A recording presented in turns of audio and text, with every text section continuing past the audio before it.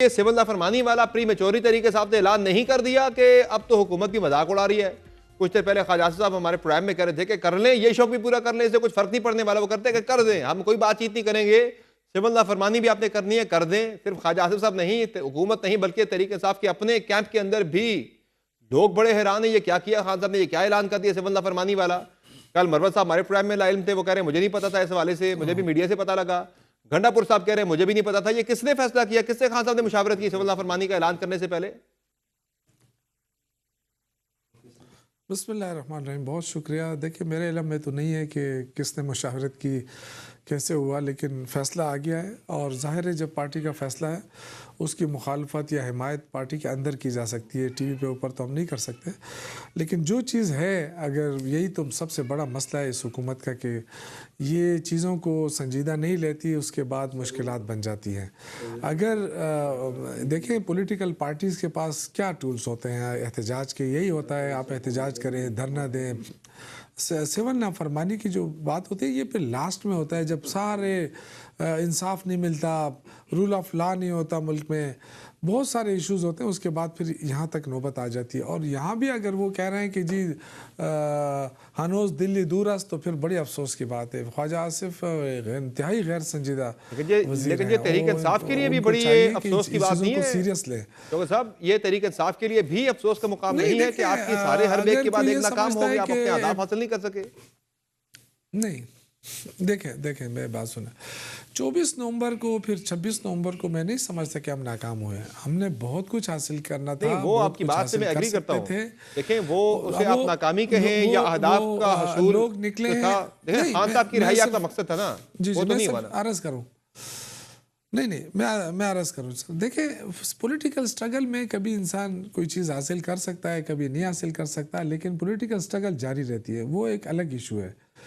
वो हमारे अंदर क्या खामियां रही, क्या रही, वो भी सबक सीखना चाहिए। और इंशाल्लाह मेरे ख्याल से हमारी लीडरशिप उससे बहुत कुछ सीख चुकी है। नहीं, अभी तक तो नजर नहीं आ रहा, देखना जरूर होता है, अभी तक तो नजर नहीं आ रहा कि सबक सीख चुकी है। बिल्कुल है। अगर आप इमरान खान कल कहे कि जी लोग निकले, फिर भी निकलते हैं लोग। तो ये जो हुकूमत को ये चाहिए कि जिस पार्टी के साथ स्ट्रीट पावर हो ना, आप उसको नजरअंदाज नहीं कर सकते।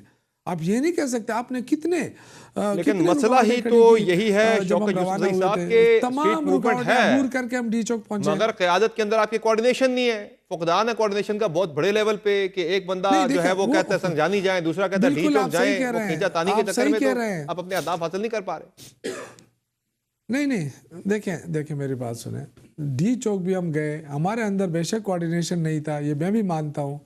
आप चले खान साहब, बैरिस्टर गौहर साहब तो ये दावा कर रहे हैं कि संजानी रुक जाते तो खान साहब रिहा हो सकते थे, हमें डील मिल रही थी खान साहब की रिहाई की। ख्वाजा आसिफ साहब ने तो रिहाई कर दी, वो कह रहे हैं ऐसी कोई डील हमने दी नहीं है, हमने तो रिहाई का बोला ही नहीं है किसी लेवल पे भी पीटीआई को। नहीं, बिल्कुल ऐसी बात थी। वो बहुत सारे लोगों ने इस पर अपनी राय दी है, अपना वो भी दिया है कि बिल्कुल ऐसी बात थी कि एडमिनिस्ट्रेशन जो थी वो सब कुछ पे राजी हो रही थी। आप अपने आप को खुद ही अपनी गलत हिकमत अमली की वजह से मुश्किल सूरत हाल में नहीं डाल रहे आप?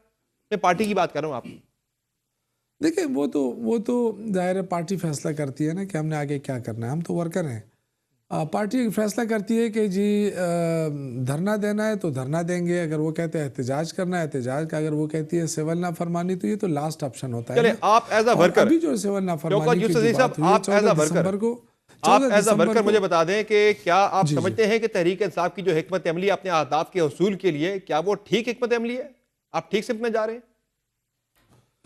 देखिए, जहाँ तक खान साहब की जो ऐलानात का ताल्लुक है वो तो बिल्कुल दुरुस्त है, लेकिन आगे किस तरह उसको इम्प्लीमेंट करना होता है उसमें हमें मुश्किलात आई हैं, हमने देखा भी। ये आसाब की जंग है। देखिए, एक तरफ अगर आप देखें तो वर्कर आज भी तैयार हैं, तो कोई इशू तो नहीं है ना। हमारे से अगर एक दो गलती हो भी जाए तो वो तो दुरुस्त हो सकती है। कौन ऐसा पाकिस्तानी जो बिजली के बिल जमा नहीं कराएगा, उसकी बिजली कट जानी है, गैस के बिल जमा नहीं कराएगा, गैस का वो कट जाएगा, उसका कनेक्शन मुअत्तल हो जाएगा। ये तहरीक सिविल नाफरमानी काबिल अमल लग नहीं रही। पहले भी आपने दी थी 2014 में भी, तब भी किसी ने इस पर रिस्पॉन्ड नहीं किया था। देखिए, 2014 और 2024 में बड़ा फ़र्क है। इस वक्त जो हिमायत हासिल है इमरान खान के पास, क्योंकि सारे समझते हैं कि उनके साथ ज़्यादती हो रही है। जब ये लोग उनको ये कन्फर्म हो कि जी ज़्यादती हो रही है, आइन कानून की बालादस्ती ख़त्म हो गई है, इंसानी हकूक़ की वायलेशन हो रही है, तो फिर आप ये नहीं कह सकते कि कोई कौन सी तारीख कामयाब होती है, कौन सी नई तारीख कामयाब होती है। देखो, मैं अगर ज़ाती तौर पे समझे सही।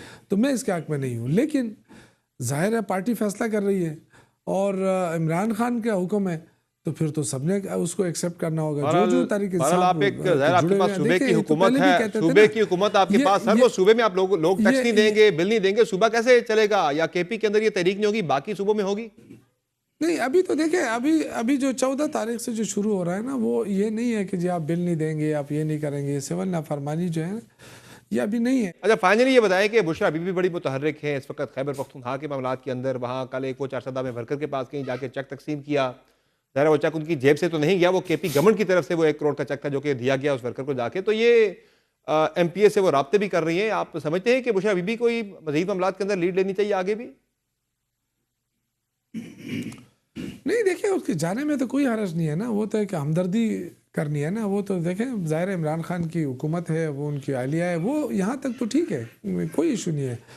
लेकिन जहाँ तक उन्होंने जो स्टेटमेंट की बात है ना, जो स्टेटमेंट दिया उन्होंने कि मैं इस तरह अकेली रह गई थी, सारे चले गए थे, उससे मैं इत्तेफाक नहीं करता। क्योंकि उस वक्त वो अली अमीन गंडापुर उनके साथ थे, वर्कर वहाँ मौजूद थे, और उनको इस तरह के सियासी स्टेटमेंट नहीं देना चाहिए। मैं एक सियासी वर्कर के तौर पे, अदना वर्कर के तौर पे मैं समझता हूँ, क्योंकि उनके स्टेटमेंट से पार्टी को नुकसान हो रहा है। वो इस तरह के बयानात ना ही दे तो बेहतर है, क्योंकि वो सियासी तो है नहीं। वो सिर्फ इसलिए एक्टिव है कि उनका शौहर जो है बेगुनाह है और वो उन पे जाली मुकदमात बने हुए हैं। तो वहाँ तक तो ठीक है, उनके जज्बात, उनके बिल्कुल हम कदर करते हैं उनकी और एहतराम करते हैं, हमारे लिए बड़ी काबिल एहतराम है। लेकिन जो सियासी स्टेटमेंट उन्होंने दिए हैं, मैं उससे इत्तेफाक नहीं करता। बहुत शुक्रिया शौकत यूसुफ ज़ई साहब, आपने ज्वाइन किया प्रोग्राम में।